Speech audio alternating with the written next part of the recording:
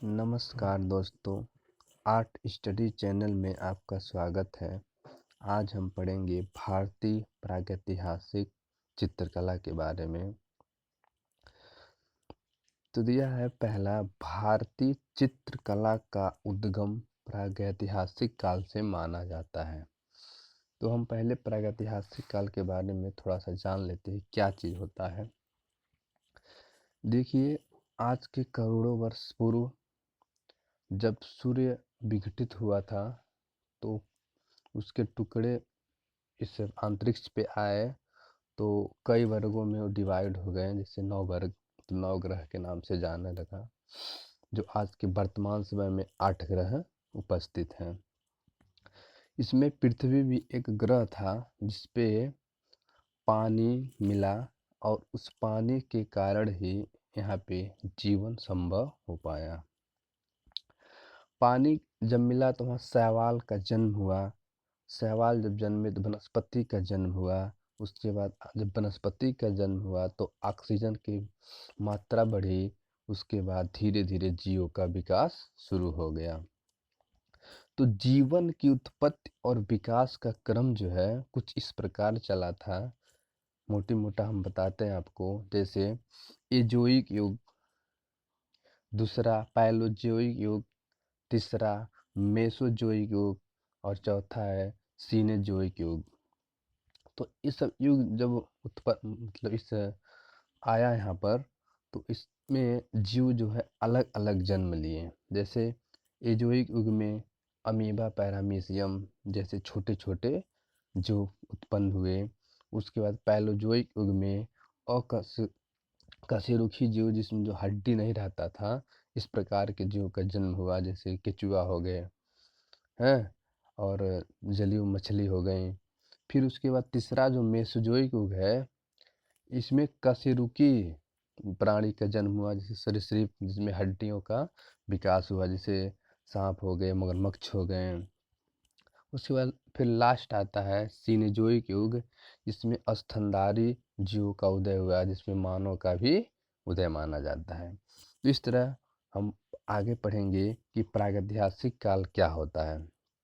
देखिए, प्रागैतिहासिक काल वह काल था, न उस समय ना लिखा गया था ना कुछ पढ़ा गया था। सिर्फ आदिमानव लोग वहाँ पर पत्थरों के गुफाओं में रहकर और शिकारी करके अपना जीवन यापन करते थे, और एक स्थान से दूसरे स्थान तक जाते रहते थे। तो उसी के बारे में है ये। देखिए, दिया है कि ऐतिहासिक काल से पूर्व की कला को प्रागैतिहासिक कला कहा जाता है। ठीक। उसके बाद आदि मानव की कला प्रागैतिहासिक युग से संबंधित है। आदि मानव जो है चित्रकला का शुरुआत कब से हुआ था? आदि मानव काल से हुआ था, क्योंकि आदि मानव काल उस समय बोल नहीं पाते थे, तो अपनी जो भावनाओं को व्यक्त करना होता था तो किसके माध्यम? चित्रों के माध्यम से करते थे। इसीलिए उस समय चित्रों को क्या है, बहुत महत्व दिया जाता था। आदि मानव की कला प्रागैतिहासिक युग से संबंधित है। प्रागैतिहासिक काल से संबंधित चित्र क्षेपांकन पद्धति, स्टेंसिल पद्धति इसको माना जाता है, और उस पद्धति से इसको बनाए गए थे। प्रागैतिहासिक चित्रों से उस समय के तत्कालीन जनजीवन एवं संस्कृति का पता चलता है। अब देखिए, जब हम प्रागैतिहासिक चित्र को बारे में जब हम अध्ययन करेंगे, तो उसमें हमें जो है लिखित सामग्री कोई नहीं मिली थी, ताकि हम उसको पढ़ना, कोई चीज़ें मिली थी ऐसी। हमें केवल केवल मात्र मिला क्या था? चित्र मिला था, वो भी किस पे? शिलालेख, पत्थरों पे मिला हुआ था। और उसी शिलालेख के माध्यम से जो है हम उनके बारे में या उनके जीवन के काल को हम पढ़ते हैं, अध्ययन करते हैं। प्रागैतिहासिक शैलखंड चित्रों पर विद्वानों द्वारा 5 प्रकार की शैलियों खोजी की गई थी, जो निम्नवत इस प्रकार के हैं। पहला पूरक शैली, दूसरा अर्धपूरक शैली, तीसरा रेखा शैली, चौथा अलंकृत शैली, और पांचवा क्षेपांकन शैली। फिर है कनाडाई पुरातत्वविद और लेखक डैनियल विल्सन ने अपनी एक पुस्तक archaeology and pre historic annals of Scotland नामक एक पुस्तक लिखी जो कब 1851 ईस्वी में, और सर्वप्रथम प्रागैतिक शब्द का प्रयोग इसी पुस्तक में हुआ था। अगला है भारतीय प्रागैतिहासिक चित्रकला का विकास।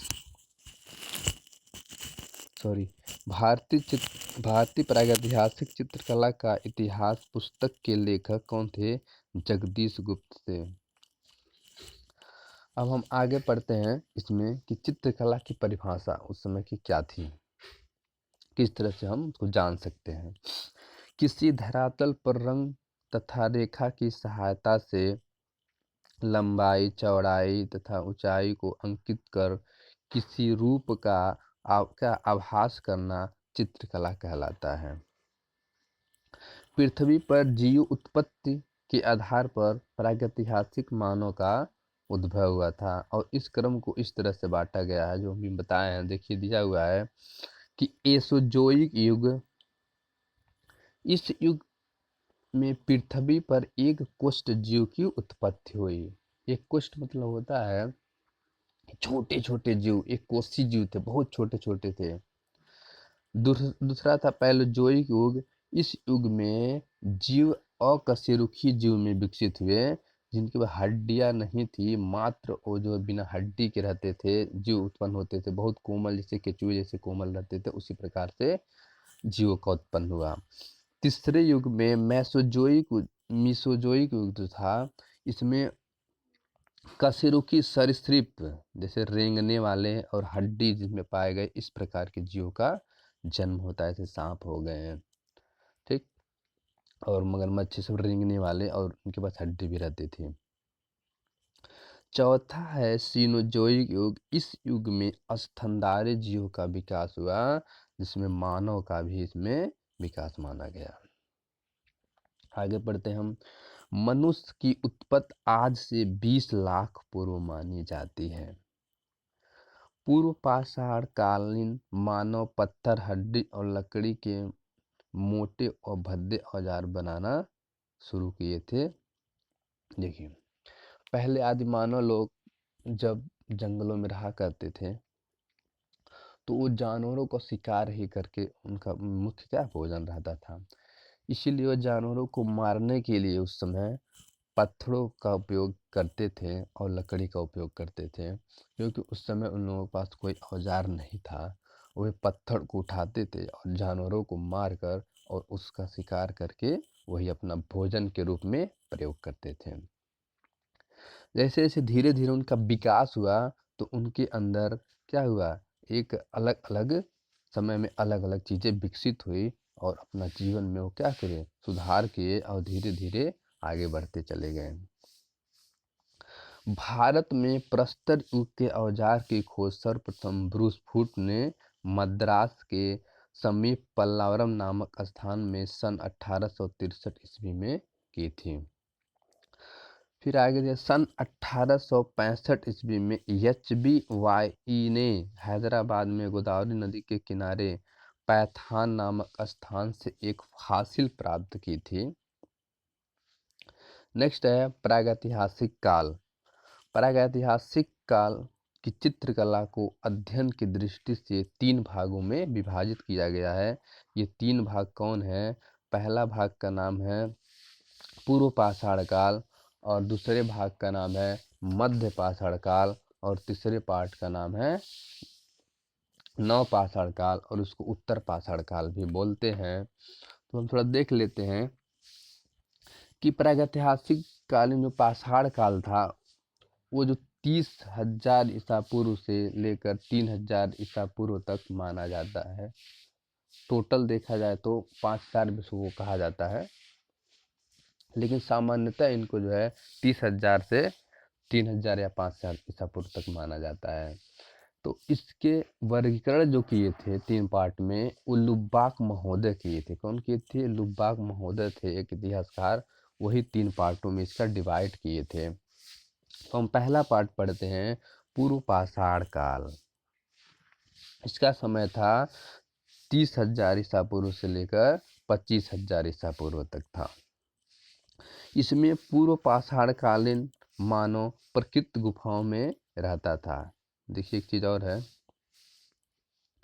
जो आदि मानव लोग रहते थे उनका जीवन स्थिर नहीं रहता था। वे खानाबदोशी जीवन जीते थे। आज यहाँ जी रहे हैं तो कल कहीं और जिएँगे, तो परसों कहीं और जिएँगे। उनका कोई निश्चित रहने का कोई ठिकाना नहीं रहता था। जैसे-जैसे वो शिकार करते रहते थे, जहाँ उनको खाने के लिए मिलता था वहाँ चले जाते थे। आगे देखिए, पूर्व पाषाण काल का मानव पत्थर, हड्डी और लकड़ी के मोटे भद्दे औजार का क्या निर्माण किया था। प्रस्तर युग के औजार सोआ, नर्मदा, साबरमती नदी की घाटियों से मिले। भूगर्भ शास्त्रियों के अनुसार दक्षिण भारत का क्षेत्र सबसे प्राचीन माना जाता है। दक्षिण भारत जो है, भारत का दक्षिण भारत, वो सबसे ज़्यादा क्या माना जाता है, प्राचीन युग माना जाता है, क्योंकि वो मद्रास के पल्लवरम में है, क्या है, बहुत सारी चीज़ें हमें प्राचीन युग की मिली थी। पूर्व पाषाण युग का मानव दक्षिण भारत में चेन्नई के पास अंगोला चिंगलेपुत तथा कुडापा क्षेत्र तक सीमित रहा। पूर्व पाषाण काल के मानव को क्या क्वार्टिजाइट मानव के नाम से जाना जाता है। क्वार्टिजाइट मानव इसलिए कहा जाता था क्योंकि उस समय लोग क्वार्टिजाइट नामक पत्थरों का उपयोग ज़्यादा करते थे, इसीलिए उनके काल का क्या है, पाषाण युग भी कहा जाता है या पत्थर का युग भी कहा जाता है। उसके साथ साथ क्वार्टिजाइट मानव भी कहा जाता है। मानव द्वारा बनाए जाने वाला प्रथम औजार क्या था, कुल्हाड़ी था। क्वार्टिजाइट यंत्र मद्रास शहर में गुंटूर जिले के अंगोला और कुडापा नामक स्थान से प्राप्त हुए। मानव सर्वप्रथम धरती पर प्लाइस्टोसीन या अत्यंत नूतन युग के आरंभ में अफ्रीका में आया। ठीक, अफ्रीका में आया था। पूर्व पाषाण युग के गोल पत्थर से बने उपकरण सोहन नदी घाटी वर्तमान पाकिस्तान से प्राप्त हुआ था। आगे दिया है, पूर्व पाषाण कालीन मानव आखेट और खाद्य संग्रहक था। आखेट और खाद्य संग्रहक था। उनका देखिए, जो पूर्व पाषाण काल के मानव थे तो उनका जो है, जो खाना था एक ही था, वो भी जानवर, इसलिए वो जो है पशुओं का शिकार करते थे बहुत ज़्यादा मात्रा में। इसलिए आकेठक का युग भी उनको कहा जाता था, क्योंकि उनका मेन एक ही लक्ष्य था कि क्या, जानवरों को मारना और खाकर अपना जीवन यापन करना था। नेक्स्ट है, पूर्व पाषाण कालीन हड्डी से निर्मित मातृ देवी की प्रतिमा बेलन नदी घाटी से प्राप्त हुई। देखिए, पाषाण काल युग में कहीं भी मूर्ति का निर्माण नहीं मिला था। केवल मात्र एक मातृ देवी की प्रतिमा की जो हड्डी मिली थी, वो क्या है, उसी को लोग मूर्ति के रूप में वैज्ञानिक लोग मानते हैं। लेकिन वैज्ञानिकों को मानना है, यह साक्ष्य गलत है, क्योंकि यह मूर्ति नहीं बल्कि कोई बड़े से जानवर की हड्डी रही थी, और उससे लोग मूर्ति नहीं माना जाता है। सर्वप्रथम अग्नि का आविष्कार पूर्व पाषाण काल में हुआ। देखिए, प्रश्न यहाँ पे आता है कि कैसे कैसे क्या हुआ, अग्नि, आग के बारे में। देखिए, आग की खोज तो पूर्व पाषाण काल मतलब पाषाण काल में हो गई थी, लेकिन उनको क्या है, जानकारी नहीं था आग के बारे में कि आग से क्या होता है। क्योंकि उसमें मान जंगल में आग लग गया तो लोग गए शिकार करने, तो उनको जो है भोजन मिला, मतलब जानवर मिले, जले हुए जानवर मिले, तो उनको खाए तो उनको लगा कि क्या है, अगर हम आग में पका कर खाएंगे तो अच्छा होगा। तो ये सब ज्ञान इनको अभी नहीं होता है, बस आग उनको मिल गया था, उसका प्रयोग करना नहीं सीखे थे। प्रयोग करना सीखे कब थे, जो है मध्य पाषाण काल और नवीन पाषाण काल में किए थे। इसलिए खोज तो हो गई थी, लेकिन आग का जो प्रयोग इन्होंने किया था सही ढंग से नव पाषाण काल या उत्तर पाषाण काल में किया था। सर्वप्रथम पिथिकेन्थोपस और पिकेनिसिस मानव ने अग्नि के प्रयोग का आविष्कार किया है। मानव का अगर नाम पूछता है तो लिख दिया हुआ है, नोट कर लीजिएगा, पिथिकेंथोपस और पेकिनेसिस मानव ने अग्नि के प्रयोग का आविष्कार शुरू किया था। महाराष्ट्र के बोरी नामक स्थान पर खुदाई से मिले अवशेष के आधार पर मानव का अस्तित्व 14 लाख वर्ष पहले का माना जाता है। देखिए, वैज्ञानिकों ने अलग अलग साक्ष्य खोजे और अलग अलग साक्ष्यों में जो है अलग अलग समय मिला, या अलग अलग लोगों ने बंटवारा करके बताया कि इसी मानव की उत्पत्ति ये होती मान, क्योंकि प्रागैतिहासिक काल की सबसे बड़ी चीज कमी ये थी कि उसमें लिखित प्रमाण साक्ष्य में नहीं मिला था कि हम जो है उसका दावा करें कि ये चीजें सही है। लेकिन एक अब आगे देखते हैं, मध्य पाषाण काल, इसको जो बोलते हैं मेसोलिथिक एज, 25,000 ईसा पूर्व से लेकर 10,000 ईसा पूर्व तक के काल को माना जाता है। थोड़ा हम देख लेते हैं पहले कि मध्य पाषाण काल क्या था। यह जो है आदि मानव के विकास की ओर अग्रसर करने का था। मतलब इसमें जो है मानव विकास की जो आगे बढ़ने की प्रक्रिया शुरू हुई थी। दूसरा, इसको संक्रमण काल भी माना जाता है, क्योंकि ये पूरा और नव को जोड़ने वाली काल कही जाती है। इस समय छोटे छोटे नुकीले धारदार ज्यामितीय आकार के औजारों का निर्माण हुआ। कब? मध्य पाषाण काल में। दूसरी चीजें इसीलिए इसको माइक्रोलिथिक एज भी कहा जाता है। और इसी इसी में जो हमें शव को दफनाने का भी बात मिलता है। और इस समय मिट्टी के बर्तन बनाना शुरू हुए थे, अभी कच्चे मिट्टी के बर्तन मध्य पाषाण काल में शुरू हुए थे। चलिए पढ़ते हैं आगे। पूर्व पाषाण काल और नव पाषाण काल के मध्य संक्रमण काल को मध्य पाषाण काल कहा जाता है। मध्य पाषाण काल का समय पुरातन प्रस्तर युग के बर्बर जीवन व नव पाषाण युग के मानव के संधिकाल वाला समय जाना जाता है। मध्य पाषाण काल में मानव के औजार को और अधिक सुडौल एवं ज्यामितीय रूप प्रदान किया गया था। ये मध्य पाषाण काल में ज़्यादा कुछ नहीं हुआ था, बस दोनों जो काल का उनका जो संक्रमण, मतलब दोनों को विकास करने में वह सहायता किया था यह काल। भारत में मध्य पाषाण काल के विषय में जानकारी सर्वप्रथम C.L. कार्लाइल द्वारा 1867 में विंध्य क्षेत्र से प्राप्त हुई थी। नेक्स्ट है, मध्य पाषाण काल के औजार माइक्रोलिथ। माइक्रोलिथ इसलिए कहा जाता है क्योंकि छोटे औजार को उस समय ज़्यादा प्राप्ति हुई थी, छोटे औजार का प्राप्ति ज़्यादा हुई थी, इसलिए इसको माइक्रोलिथ एज भी कहा जाता है। भारत का सबसे बड़ा मध्य पाषाण कालीन स्थल बागोर, राजस्थान, भीलवाड़ा जिले में कोठारी नदी के तट पर स्थित है। राजस्थान में पाया जाता है ये जगह। देखिए आगे, मध्य पाषाण कालीन पूरा स्थल लंगनाज, गुजरात से मानव कंकाल प्राप्त हुए थे। कहाँ से? गुजरात से हमें मानव कंकाल प्राप्त हुए थे। ये तो 14 गुजरात से हमें मिले थे 14 मानव कंकाल। लंगनाज गुजरात के पूरा स्थल का उत्खनन H.D. संकालिया ने किया था। नेक्स्ट पढ़ते हैं हम। कह रहा भारत में मानव अस्थिपंजर मध्यकाल से मिलना प्रारंभ हो गया था। पशुपालन का प्राचीनतम साक्ष्य मध्य प्रदेश में आदमगढ़ और राजस्थान में बागौर से प्राप्त होता है। और धीरे धीरे मानव जब विकास की ओर बढ़ने लगा तो वो जो है अपने साथ पशुओं को भी रखना शुरू कर दिया, पशुओं को मतलब रखना शुरू कर दिया, और वे अपने साथ साथ उसको साथ ले जाते थे और उसके पशुओं के द्वारा भी शिकार किया करते थे और पशुओं को मित्र अपना मानते थे एक तरह से।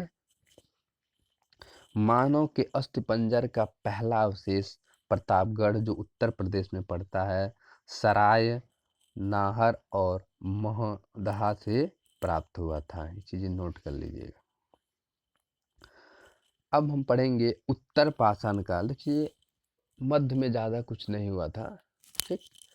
नेक्स्ट है उत्तर पाषाण काल या नव पाषाण काल इसको माना जाता है। इसका जो समय था 10,000 ईसा पूर्व से 3,000 ईसा पूर्व तक माना जाता है। इसमें जो है आदि मानव के विकसित होने का काल माना जाता है या कहा जाता है। इस समय नुकीले धार दार और ज्यामिति आकार के चमकीले औजार प्राप्त हुए और इस युग में आग का प्रयोग करना सीख लिए लोग। और पहला इसीलिए इसको पहला रासायनिक आविष्कार भी कहा जाता है। साथ साथ नवपाषाण काल में आते आते लोगों का समूह में रहना भी शुरू हो गया। और जब समूह में रहने लगे तो एक जगह स्थिर होकर कृषि किए और कृषि करने में शुरू कर दिए। और कृषि में सर्वप्रथम उन्होंने जौ और गेहूं का क्या है बीज बोया था। पशुपालन शुरू किए थे, कुत्ता उनका पालतू जानवर था। और चित्रकला की शुरुआत नवपाषाण काल से ही शुरू हुई। नृत्य कला का क्या है नृत्य कला की शुरुआत इस समय शुरू हो गई। देखिए भारत में नवपाषाण काल से संबंधित पुरातत्व की खोज डॉक्टर प्राइमरोज ने प्रारंभ किया था। भारतीय उपमहाद्वीपों में नवपाषाण कालीन सबसे प्राचीन बस्ती मेहरगढ़ पाकिस्तान के बलूचिस्तान से प्राप्त हुई थी। नवपाषाण कालीन मानव घर्षित पालिशदार पत्थर के बने हथियारों का प्रयोग करता था। ये जो प्रश्न जो है इसके पिछले साल 21 में पूछा गया था कि किस काल में चमकीले और क्या है सुडौल औजार का निर्माण हुआ था। नवपाषाण कालीन हथियारों में सर्वाधिक प्रयोग पत्थर की कुल्हाड़ी का किया गया था। इसीलिए ना इसको मानव का सर्वप्रथम औजार माना जाता था, कुल्हाड़ी। नवपाषाण काल में मानव सर्वप्रथम अस्थायी रूप से बसना शुरू कर दिया था। इस समय इनका जीवन स्थिर हो गया था। इन लोगों का अब जो है एक जगह रहकर समूह में रहकर और एक दूसरे का सहयोग करके जीवन जीना शुरू कर दिया। नवपाषाण युगीन प्राचीनतम बस्ती मेहरगढ़ से प्राप्त हुई, जो पाकिस्तान में पड़ता मेहरगढ़। नेक्स्ट है उत्तर भारतीय नवपाषाण संस्कृत के अंतर्गत गर्तावास या गड्ढा घर, बुर्ज होम तथा गुफ कराल से प्राप्त हुए। पहिए का आविष्कार नवपाषाण काल में हुआ। अब इसके पीछे भी एक कहानी है कि पहिए का आविष्कार कैसे शुरू हुआ। कहानी ये है कि लोग जब जंगल में लकड़ी काटते थे तो उस समय वही उनका मेन धंधा रहता, उसी से अपना जीवन यापन करते थे। तो किसी मानव ने एक लकड़ी काटा तो गिरा, जब वह एक जगह से दूसरी जगह बेल करके चला गया। तो किसी ने सोचा अगर इसको हम इस तरह से करेंगे तो गोल होते होते मतलब डुगराते हुए हम अपने घर को तरफ या अपने गुफा की तरफ ले जा सकते हैं। तो उनके अंदर एक विचार आया कि अगर हम इसको इसको गोला कर मतलब काट देंगे तो छोटा छोटा पहिए का निर्माण हो जाएगा। और उसमें कुछ डंडे लगाकर और उसको क्या है छोटा सा गाड़ी बना दिए और उसी से ही अब लकड़ी को ढोना शुरू कर दिए थे। बुर्ज होम की कब्र में पालतू कुत्ते अपने मालिक के साथ दफनाए जाते थे। यही जो है प्रमाण साक्ष्य मिलता था। तभी हम कहते हैं कि पहले के मानव के साथ कुत्ता उनका क्या था, प्रिय मित्र था। मानव ने कृषि कार्य की शुरुआत नवपाषाण काल से ही की। ध्यान दें, नवपाषाण काल ही ऐसा काल है जिसमें हम क्या है सभी चीज़ों को पढ़ते हैं और सभी चीज़ों का पूर्ण रूप से विकास हो गया था।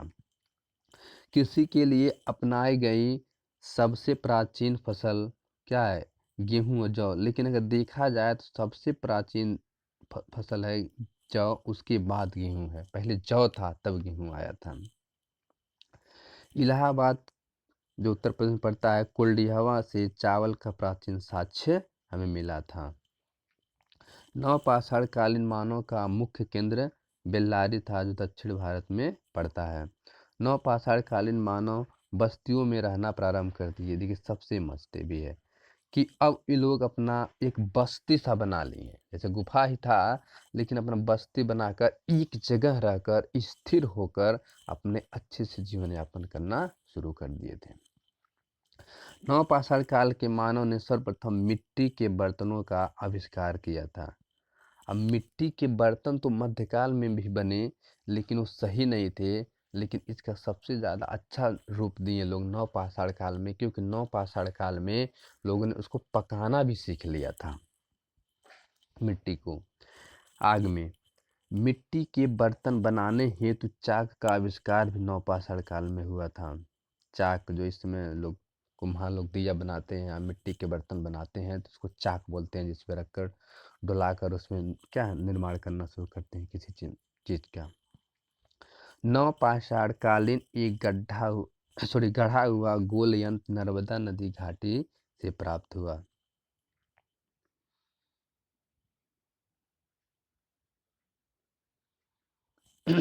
आगे हैं, उत्तर पाषाण कालीन मानव ने सर्वप्रथम चित्रकला का प्रयोग किया। चित्रकला का प्रयोग सर्वप्रथम कौन किया था? उत्तर पाषाण मानव यानी नवपाषाण काल के मानव। पालिश लगाने की कला का आरंभ नवपाषाण काल से शुरू हुआ था। नवपाषाण काल की चित्रकला के प्रमुख उदाहरण मिर्जापुर, सिंघनपुर तथा बेल्लारी है। मिर्जापुर कहाँ पड़ता है? उत्तर प्रदेश में। सिंघनपुर, बेल्लारी। सिंघनपुर जो है मध्य एमपी, और क्या है बेल्लारी जो पड़ता है दक्षिण भारत में पड़ता है। उत्तर पाषाण काल का मानव सारे भारतवर्ष में फैल गया और बेल्लारी उसका प्रधान केंद्र माना जाता था। देखिए अब धीरे धीरे मतलब बेल्लारी में ही लोग रहे, अब वहाँ से धीरे धीरे क्या हुए, अपने क्षेत्र को एक जगह से दूसरे जगह मतलब उसमें बंटना शुरू हो गए, क्योंकि जनसंख्या बढ़ने लगी तो वे लोग पूरे भारतवर्ष में फैलना शुरू हो गए। नवपाषाण कालीन नर्मदा घाटी में दरियाई घोड़ा तथा अन्य पशुओं के अशोभित हड्डियां भी प्राप्त हुई। नवपाषाण युगीन मानव की यंत्र निर्माण करने की उद्योगशालाएं दक्षिण भारत में प्राप्त हुई है।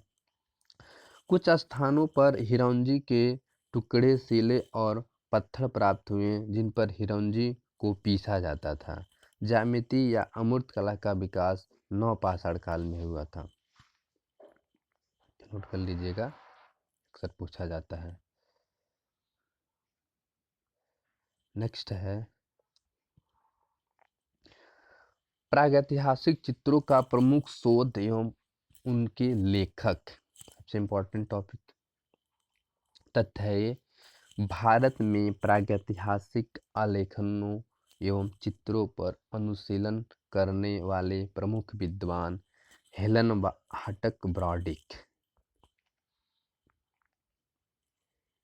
फिर Stuart Piggott, D.H. Gordon, professor junior Leonard Adam, Shri F.R.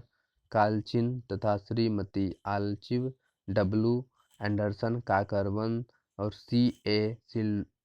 सिलवाड पंजनान मित्र और मनोरंजन घोष नामक प्रमुख क्या है वैज्ञानिक थे या विद्वान थे, जिन्होंने क्या प्रागैतिहासिक चित्रों पर प्रमुख शोध किए और उसको लिखे। प्री हिस्टोरिक इंडिया नामक पुस्तक कौन लिखा था? स्टुअर्ट पिगाट ने लिखा था, जिसमें प्रागैतिहासिक समय की प्रमाणिक सामग्री से भरपूर है। क्या है इसमें प्रमाणिक क्या सामग्री है? किसमें? स्टुअर्ट पिगाट द्वारा लिखित हिस्टोरिक इंडिया में, प्री हिस्टोरिक इंडिया में। आवर हेरिटेज इन आर्ट 1952 के लेखक असित कुमार हलदार थे, जो भी चित्रकार थे भी एक, ठीक। इस समय सर ये जो है वो अवनींद्र नाथ के समय के चित्रकार थे, पुनर्जागरण काल के। प्री हिस्टोरिक इंडिया नामक पुस्तक पंचानन मित्र की है और इंडियन पेंटिंग के लेखक पर्सी ब्राउन थे, जिन 1929 ईस्वी में लिखे थे। Pre historic art of India Leonard Adam द्वारा 1940 ईस्वी में, 1949 ईस्वी में, 1954 ईस्वी में क्रमशः प्रकाशित की गई थी। E.H. ब्रॉडिक ने अपनी पुस्तक प्री हिस्टोरिक पेंटिंग में 3 महत्वपूर्ण प्रागैतिहासिक चित्रों का अंकन किया, जो निम्नवत हैं। पहला है स्वरों घाट का घायल सूअर या सूअर के आखेट का दृश्य, दूसरा है होशंगाबाद का भैंसा और तीसरा है सिंघनपुर का आखेट।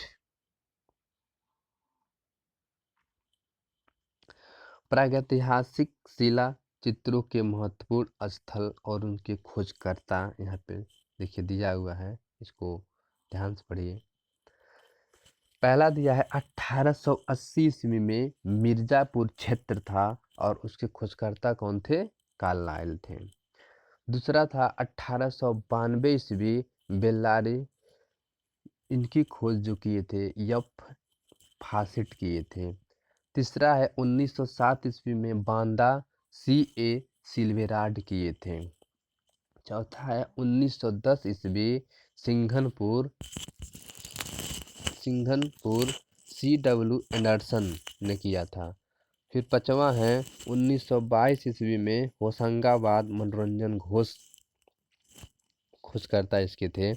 छठवां है 1936 ईस्वी में पंचमढ़ी D.H. गार्डन थे। सातवां है 1958 ईस्वी में भीमबेटका, जिसकी खोज किए थे V.S. वाकरकर थे। अब आगे हैं भारतीय प्रागैतिहासिक कालिक चित्रकला के बारे में हम देखेंगे।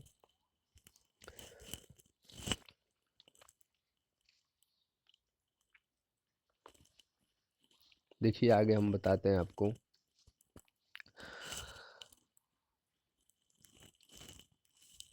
भारतीय प्रागैतिहासिक कालीन चित्रकला भारतीय प्रागैतिहासिक युग के पाषाण चित्रों के प्रमुख केंद्र मध्य प्रदेश, उत्तर प्रदेश, बिहार, छत्तीसगढ़, राजस्थान, उड़ीसा, केरल, आंध्र प्रदेश, तमिलनाडु है। इन सब राज्यों के मस्ट थे जहाँ पर इनकी खोज हुई थी चित्रों की।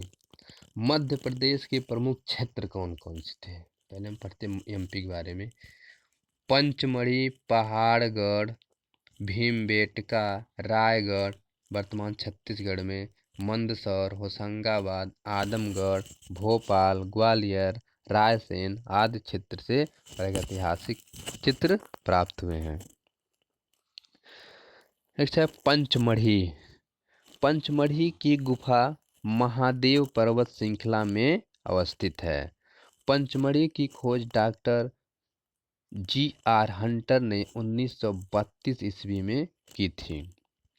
पंचमढ़ी के चित्रों को प्रकाश में लाने का श्रेय D.H. गार्डन नामक विद्वान को है। पंचमढ़ी के चित्रों को स्पेन के अल्तमीरा के समक्ष माना गया है। देखिए अल्तमीरा जो है गुफा यूरोपीय गुफा है, या ठीक जो फ्रांस में जो है यूरोपीय क्षेत्रों में इसके निर्माण हुआ था। उस समय वहाँ पर जो है कि सर्वप्रथम चित्रों की खोज हो गई थी। पंचमढ़ी में कुल 50 गुफाएं स्थित हैं। कितने? 50 गुफाएं स्थित हैं। पंचमढ़ी के चित्र घरेलू सामाजिक जीवन से संबंधित है। पंचमढ़ी के प्रमुख चित्र आखेट के लिए प्रस्थान करते, शहद एकत्र करते, घुड़सवार योद्धा, वाद्य यंत्र को बजाते वादक और सत्ताधारी सैनिक उसमें चित्र बनाए गए थे। देखिए यही है पंचमढ़ी का जो चित्र है, नृत्य वादन करते हुए जम्बू द्वीप में है। फिर उसके बाद ये शहद एकत्र करते हुए चित्र को बनाया गया है। फिर है आगे सितार वादक तथा गंधर्व मुख्य देवता का चित्र पंचमढ़ी के लश्करिया खो से प्राप्त हुआ है। सशस्त्र युद्धों के दृश्य पंचमढ़ी से प्राप्त होते हैं। सबसे अधिक धनुर्धरों का चित्रण पंचमढ़ी में हुआ था। सबसे अधिक जो धनुर्धरों का चित्रण कहाँ हुआ था? पंचमढ़ी में हुआ था। महादेव पर्वत श्रृंखला में अवस्थित इमली खो से सांभर के आखेट का दृश्य मिलता था या मिला था। पंचमढ़ी के भांडदेव गुफा की छत पर शेर के आखेट का दृश्य मिला था। महादेव बाजार में विशालकाय बकरी का चित्र प्राप्त हुआ है। पंचमढ़ी के प्रागैतिहासिक चित्र को पुतरी कहा जाता था। देखिए पुतली शब्द इसलिए कहा जाता था क्योंकि जो उस समय के चित्र बनाए जाते थे मात्र रेखा द्वारा प्रदर्शित कर दिया जाता था। रेखाएँ खींचकर उसको संकेत के रूप में बता दिया जाता था कि क्या है ये ऐसा होना चाहिए। देखिए उन लोगों का चित्र बनाने का मेन मकसद था अपनी भावनाओं को व्यक्त करना। होता क्या था प्राचीन काल में, प्रागैतिहासिक काल में लोग जब शिकार करने जाते थे, तो बोलते नहीं थे, उसको चित्र के माध्यम से बताते थे कि किस तरह से हमें शिकार को पकड़ना रहता था। तो पहले क्या है जो पेड़ को बना देते थे, पेड़ के ऊपर एक व्यक्ति बैठा रहेगा और एक जो है कि झाड़ियों में छिपा रहेगा और एक उसके ऊपर पत्थर फेंकेगा और सभी लोग मिलकर उसका शिकार कर लेंगे। तो चित्र के माध्यम से लोग व्यक्त करते थे और जब चित्र के माध्यम से व्यक्त करते थे, जब डर जाते थे, मान लीजिए कि कोई कई दोस्त गए खुद ही शिकार हो गए तो वो का उनका हृदय क्या होता डरा सा हो जाता था। तो वो चित्र के माध्यम से लोगों को बताने का प्रयास करते थे जिसके अंदर उनके क्या होता है डर शांत हो जाता था। तो प्राय चित्र देखा जाए तो पुतली जैसा होता था क्योंकि जिसमें पुतली देखे होंगे छोटे छोटे कार्टून जैसे बनाए जाते हैं बच्चे बनाते हैं वही चित्र उस समय फेमस हुआ करता था। उनका चित्रकला बनाने का उद्देश्य यही था मत अपनी आंतरिक भावनाओं को व्यक्त करना। ठीक और कोई नहीं था इनका मेन पर्पस वही था। पंचमढ़ी की अन्य गुफाएं जहाँ पर चित्रित शिलाश्रय प्राप्त हुए हैं लश्करिया खो नींबू भोज और बनिया बेरी आदि। पंचमढ़ी में चित्र प्राय 3 श्रेणी में दिखाई देते हैं। पहले श्रेणी या पहले स्तर के चित्र में तखीनुमा व डमरूनुमा मानवकृतियों को बनाया गया है जिसके शारीरिक गठन को लहरदार रेखाओं द्वारा दिखाया गया है। दूसरे स्तर के चित्र में केवल अहेरिया शिकारी रूप में ही अभिव्यंजित हैं। तीसरे स्तर के चित्र कुछ स्वाभाविक जान पड़ते हैं। इस स्तर के चित्र आम घरेलू जीवन तथा सामाजिक जीवन से संबंधित है। तीसरे स्तर का जो था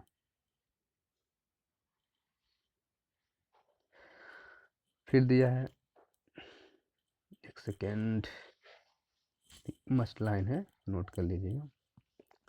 कांटेदार शाही का चित्र जम्बूद्वीप से प्राप्त है। नृत्यवादन करते हुए 2 मनुष्य का चित्र जम्बू द्वीप गुफा से प्राप्त हुए हैं। पंचमढ़ी क्षेत्र में एक उत्कृष्ट चित्र परिवार के मध्य तंतु वादन का प्राप्त हुआ है। पंचमढ़ी क्षेत्र में से कुछ बानर क्रीड़ा के दृश्य भी प्राप्त हुए हैं। देखिए अच्छा यहाँ पर एक बानर शब्द से एक चीज याद आया। देखिए आदिमानव की जो उत्पत्ति हुई बंदर से ही शुरू हुई थी। कैसे देखिए पहले क्या होता था जो मानव जंगल में रहता था बानौरी जैसा स्वरूप रहता था उसमें से उसी बंदरों में से 2 गुटों में लोग बट गए। ठीक एक गुट जो है किधर चला गया मैदानी क्षेत्र में चला गया और एक गुट जो है जंगलों में रह गया। और जो मैदानी क्षेत्रों में चला गया वह धीरे धीरे क्या क्या हुआ मानव का रूप लेना शुरू कर दिया क्योंकि वह धीरे धीरे अब खड़ा होकर चलने लगा जिसकी वजह से उनकी रीढ़ की हड्डी सीधी होना शुरू हुई पूंछ समाप्त हो गया और वो धीरे धीरे मानव का रूप धारण कर क्या ले लिया। और धीरे धीरे जो है उनका क्रमिक विकास होता चला गया और आगे चलकर वही एक मानव का शुद्ध रूप धारण कर लिए थे। बनियाबेरी क्षेत्र पंचमढ़ी से सफेद पूरक शैली में बना एक चित्र मिला जिसमें बानर समूह के साथ मधुमक्खी का छत बनाया गया है। बनियाबेरी है जो पंचमढ़ी में पड़ता है। पंचमढ़ी क्षेत्र के मोंटेरोजा से शहद इकट्ठा करते हुए मनुष्य का चित्र पारिवारिक जीवन का चित्र किया गया। देखिए शहद इकट्ठा करते हुए मनुष्य का सीधा पूछ लेता पंचमढ़ी लेकिन इस समय क्या दे दिया क्षेत्र भी दे दिया है जो मोंटेरोजा। ये चीज याद कर लिया मोंटेरोजा मस्ट है। तो पंचमढ़ी सबको पता है लेकिन मोंटेरोजा क्या है एक नया शब्द जुड़ा हुआ है इसको ध्यान दीजिएगा आप लोग क्योंकि एग्जामिनर जो होता है इस कंपटीशन के समय में ऐसे ऐसे शब्दों का यूज करता है जो क्या है हम जानते हैं लेकिन समझ नहीं पाते जिसकी वजह से गलत करके चले जाते हैं। नेक्स्ट है स्वास्तिक पूजा का श्रेष्ठ चित्र बनियाबेरी पंचमढ़ी क्षेत्र से प्राप्त हुआ है। अश्वारूढ़ तथा महिषासुर सैनिकों के युद्ध का चित्र बोरी गुफा पंचमढ़ी से प्राप्त हुए हैं। भारत में सबसे ज़्यादा चित्र मध्य प्रदेश के पंचमढ़ी से प्राप्त हुए हैं। प्रागैतिहासिक पुस्तक the rock painting of Mahadev hills नामक पुस्तक डी.एच. गार्डन की है। अब नेक्स्ट है पहाड़गढ़। ये ग्वालियर से 150 किलोमीटर दूर मोरेना जिले में पहाड़गढ़ के निकट आसन नदी के तट पर एक घाटी में लगभग 10,000 ईसा पूर्व से लेकर 100 वर्ष ईसा पूर्व के मध्य की गुफा का शिला चित्र प्राप्त हुआ है।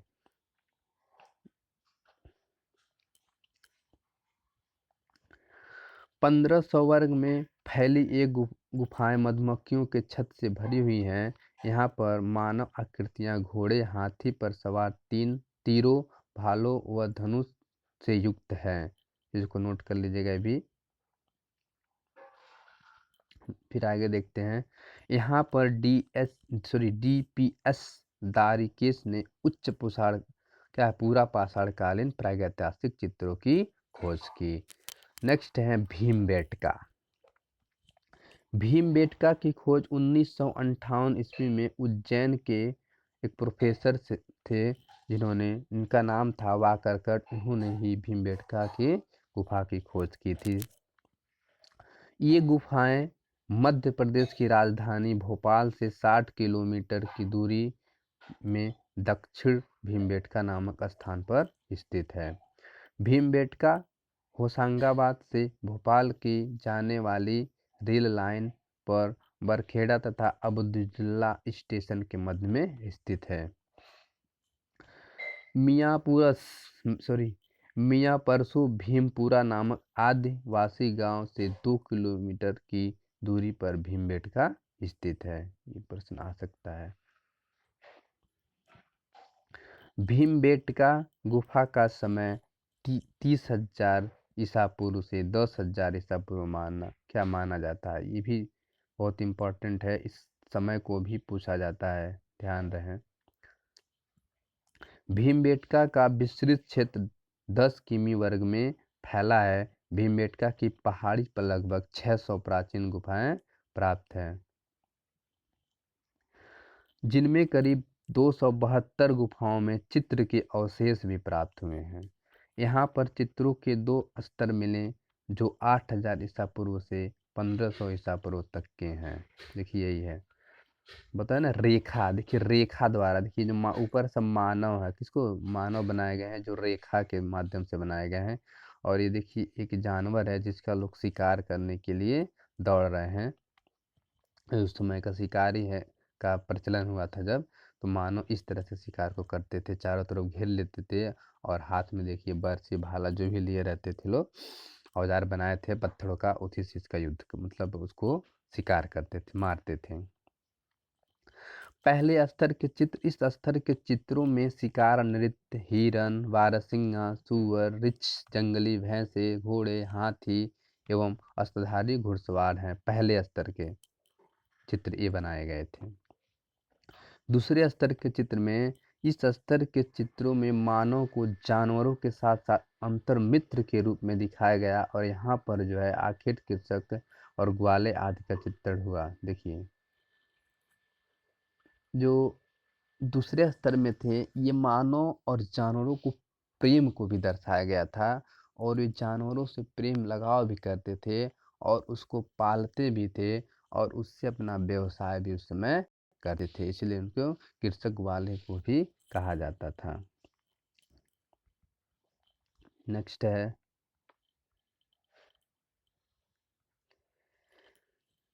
भीमबेटका। मध्य प्रदेश के रायसेन जिला में स्थित है। भीमबेटका एक पहाड़ी है। भीमबेटका को जू रॉक शेल्टर भी कहा जाता है। मस्ट लाइन है, भीमबेटका में प्राप्त होने वाले शैल चित्र दीवार व छत पर बनाए गए हैं। ये भी मस्ट है, तो भी नोट कर लीजिएगा। फिर दिया है, भीमबेटका के गुहा चित्रों में सबसे अधिक लाल रंग, गेरुआ रंग का प्रयोग हुआ था। अच्छा, कभी सोचा गया है या कभी सोचे हैं कि जो इस समय के चित्र अभी जो हमें मिले हुए हैं वो कैसे अभी तक थे, मतलब इतने मतलब सुरक्षित हैं? देखिए कारण क्या है, गेरुआ रंग जब था तो उसमें लोग जानवरों को चर्बी को मिला देते जिससे लिक्विड नुमा हो जाता था और उसके बाद उससे चित्र बनाते थे, जिसके कारण वो चित्र अभी तक जो है मिट्टी नहीं हुई है, अभी भी हमें साक्ष्य मिलते हैं। और वो लोग ज़्यादातर चित्र शिला पे ही बनाते थे और गुफाओं के अंदर दीवारों पे और छतों पे उन लोगों का ज़्यादा चित्रांकन हुआ करता था। भीमबेटका की शिला उत्कीर्ण चित्रकारी मेसोलिथिक या मध्य पाषाण काल की अवधि की है। भारत में मध्य पाषाण कालीन चित्र सर्वाधिक संख्या में भीमबेटका से प्राप्त हुई है। भीमबेटका नामक मिस्र ने धर्मयुग साप्ताहिक पत्रिका में भीमबेटका की गुफाओं का रहस्यमय शीर्ष से भीमबेटका पर सचित्र लेख प्रकाशित किया। भीमबेटका में प्रयुक्त रंगों में ज़्यादातर लाल, पीले, सफ़ेद और हरे रंग का प्रयोग हुआ है। देखिए दोस्तों, आज वीडियो यहीं तक रहेगा और नेक्स्ट हम पढ़ेंगे भीमबेटका क्षेत्र का जो अन्य गुफाएं हैं। तो आज पूरा वीडियो देखने के लिए धन्यवाद।